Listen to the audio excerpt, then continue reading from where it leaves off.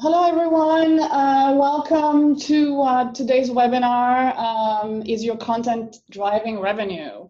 My name is Isabelle Papoulias. I'm the VP of Marketing at Mediafly, and we're very excited to be hosting this webinar today with Peter Ostrow, Senior Research Director at SiriusDecisions, who will be our main presenter today. Before we get into the presentation and I turn it over to Peter, though, I wanted to highlight a few housekeeping items. The webinar is scheduled for 45 minutes. We expect the presentation to be about 30 minutes of that. And then the remainder will be used towards Q&A if you have any questions.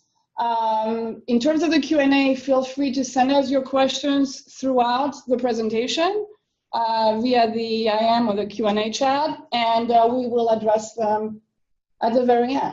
So without further ado, in the interest of time, Peter, I'm going to turn it over to you and tell us about content that drives revenue. Thank you very much, Isabelle. Glad to join everybody today.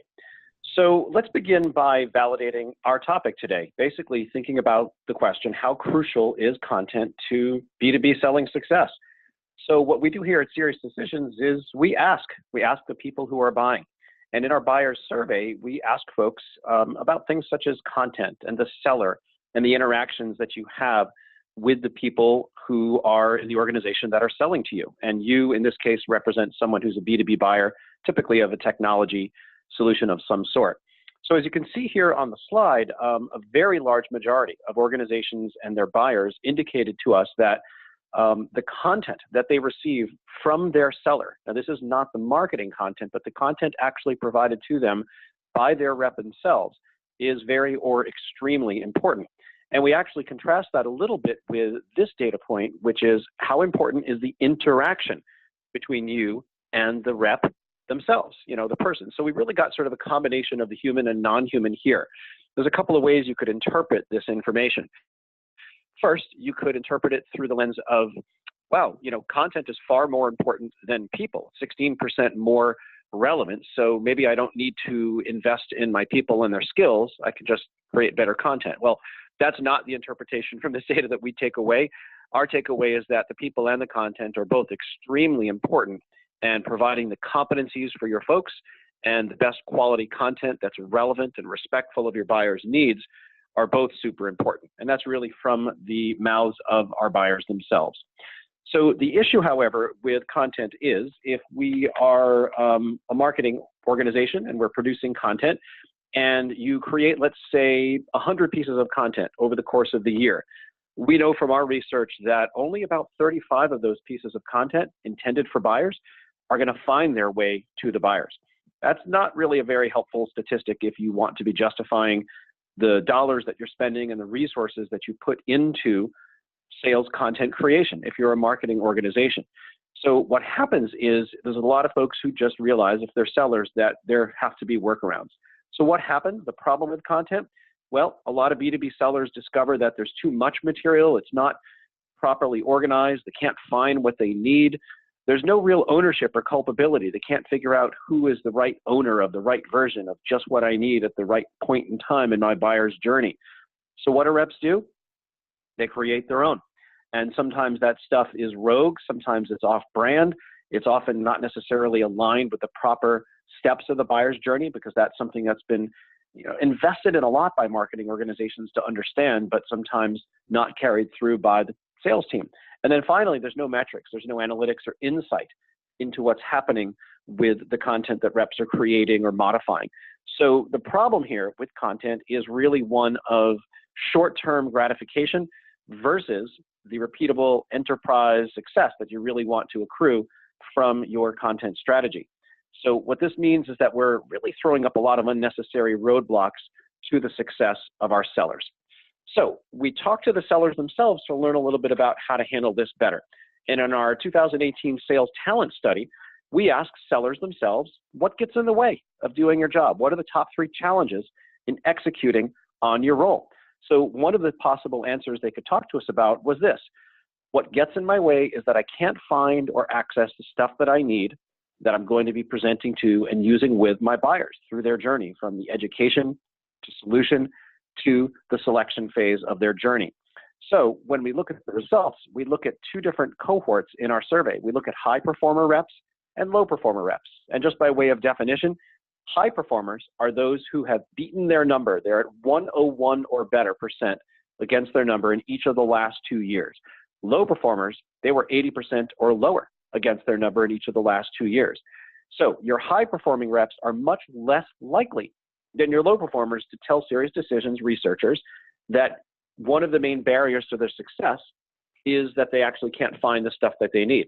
Now, why is that happening? There's a couple of ways that that could be interpreted. One, they work for organizations who invest more in sales asset management, best practices, and solutions to support them. Or maybe they just have figured out their own workarounds, maybe despite, not because of the system that's in place. But in a couple of moments, we'll talk about the high growth organizations and see that the investment in sales asset management, or SAM technologies, is in fact higher. Another question that we asked in this survey was, tell us when you're looking to join a new company about all the different things that are important to you. We asked about benefits, we asked about compensation, we asked about culture, and we asked about technology. And the reason this is important is, despite what's going on with the market this week, we do know that unemployment domestically is at a 47, I think, or 49-year low. We know from our research that only 7% of high performer reps are actively looking for work right now, compared with 26% of low performer reps. What that means is if you're recruiting for salespeople, 4 out of 5 of the people who are showing up at your door are low performers. So given those stakes and the tight supply and demand of sales recruitment and sales talent management, let's take a little peek at the technology piece here. So what's important from a technology perspective when you're thinking about joining a new company? And this particular answer, investment in sales productivity, including, of course, sales asset management. And we look at the data, and the results are high performers are far more likely than low performers to say, if I'm going to take a new job in a sales role in a B2B organization, I expect sales asset management, ROI tools, CPQ, et cetera, to all be part of the picture. And so what this really starts to tell us, folks, is it's not just enough to have a great comp plan to sell, a great product to sell, a really, really cool winner's circle that you can go to, tuition reimbursement and all the other things. But culturally, from a technology standpoint, we're seeing more and more that your high performer reps, in addition to all your millennial reps who, you know, demographically are the majority of your sellers and your incoming sellers now, are demanding some of these things when looking for a new job. So if sales asset management is part of the productivity suite that high performer reps demand more than low performers, let's dig in a little bit more deeply. Take a look at sales asset management. And just by way of definition, we look at sales asset management as one of the 3 major responsibilities for the sales enablement function. The other 2, which are not part of today's topic, is sales talent management and sales communications management. But sales asset management, or SAM, is really our focus for today. And we've got some numbers to share with you. So first of all, here are some numbers. What do they mean? First of all, 62%. What is that? That's the percent of organizations in our research that tell us that they make their reps go to at least half a dozen different locations just to find the buyer-facing content that they need. Never mind even the internal learning or empowerment content, just around the buyer-facing external or activation content. Organizations on the whole are making their reps go to a lot of places to look.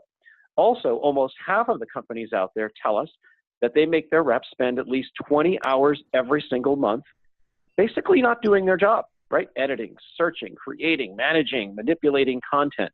That's a lot of organizations and a lot of hours wasted over the course of a year in a typical B2B enterprise sales organization. And finally, what's 33%? That's the percentage of organizations that tell us that they actually draw some sort of a line or correlation between the content that they use for selling and the outcome of those sales deals.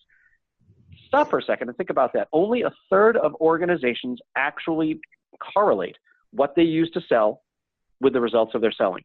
So to me, that's just like not cool, and it's something that we're going to address a couple of times through the course of our conversation today. Yeah, so I do see a couple of questions coming in. And Isabelle, I think you had a comment there. We just wanted to also remind folks to keep those questions coming in. We'll take care of them at the end. Yes, definitely. Please keep them coming in. We'll read them at the end. Yeah, I wanted to chime in, Peter, here, just to underscore, enthusiastically underscore these numbers from I guess let's call it Mediafly empirical evidence, to say that these three areas or pain points are definitely the ones that we hear from clients when they come to us. This is what they're looking to solve for, right? And it's, it's just having multiple locations of content repositories and trying to, shrink that. It's the amount, wasted by the sales rep looking for content instead of selling, and that is a lot of money left on the table. And if you take 20 hours per week and you have a very large sales force of thousands of people, that's a lot of hours. And then the last number is always surprising. I mean, how little visibility companies have into the content they're pushing to the sales reps, and what it does for revenue in the end. So we're hearing exactly the same thing. Yeah, totally agree, Isabelle. That one especially just drives me crazy. But what these numbers represent is all organizations. Let's take a little bit of a deeper look at companies that we consider high-performing organizations and low-performing organizations. So a high-performing organization, by our definition, is one where 80% or more of their reps hit their number last year, in the green. The low-performing organizations on this slide in the red, those are companies where, unfortunately, that didn't take place. So those are companies where 79% or fewer of the reps hit their number in the last year. So this slide might be a little confusing to folks, but what we basically said was, how many places do you ask your reps to go looking for stuff? And as we saw, a very large percentage, 62%, have more than 6. The takeaway here is in our serious perspective at the top of the slide. We're not implying that an organization should have just one location, one repository, one place, or 2.3, or whatever number of places where your reps need to go to look for stuff. The net is what the right number is going to be right for each organization. But the fact that high-performing organizations reduce that number and they're 12% fewer locations than low-performing organizations, that's actually the takeaway. And then the next slide tells us something very similar. When it comes to time management, again, there's no specific number of hours that reps should spend looking for, creating content, searching for content. The lesson is we want to try to reduce that number. And here you can see while the numbers are kind of all over the place, they weight towards the less. And so what we see is that high-performing orgs, their reps spend 11% less time basically not doing their jobs.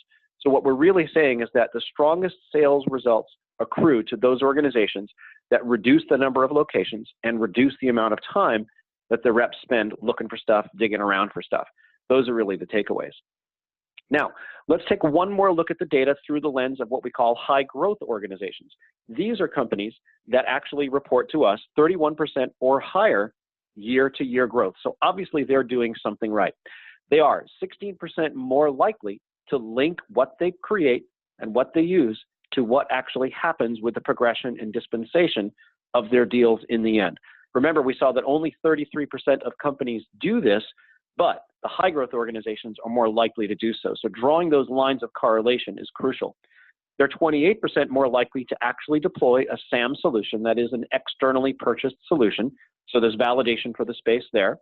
And they're way more likely to tell us that their rep asset search time is actually fewer than 5 hours per month. We saw that 47% of companies overall have 20 or more hours per month, but the high-growth organizations have made the investments in people, in technology, and in process to put a limit on that. And actually, they're more than twice as likely than the not high-growth companies to limit the number of asset repositories to 5 or fewer. So that's really the story all about sales asset management. As we talked about earlier, sales enablement incorporates sales asset management and a couple of other responsibilities.